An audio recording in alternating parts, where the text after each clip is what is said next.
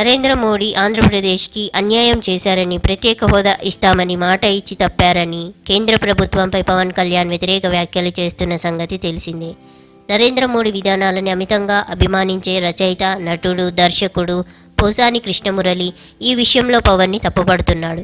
ప్రజల సమస్యలపై మాట్లాడే హక్కు పవన్ కళ్యాణ్కి లేదంటున్నాడు. పవన్ నిజాయితీ పరుడేనని, స్వార్థం లేదని అంటూనే ప్రజాసేవే చేయాలని ఉంటే సినిమాలు వదిలేసి వచ్చి ప్రజల్లో తిరగాలని పోసాని సూచించాడు.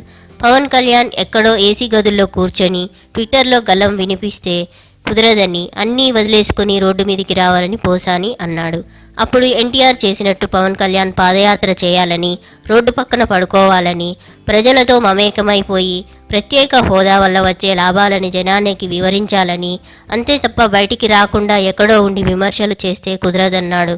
ఆంధ్రప్రదేశ్కి ప్రత్యేక హోదా ఇస్తే ఇంకో 9 రాష్ట్రాలకి కూడా ఇవ్వాల్సి వస్తుందని, అంచేతే మోడీ వెనుకబడ్డారు తప్ప ఆయన ప్రజలని మోసం చేసే మనిషి కాదని చెప్పాడు.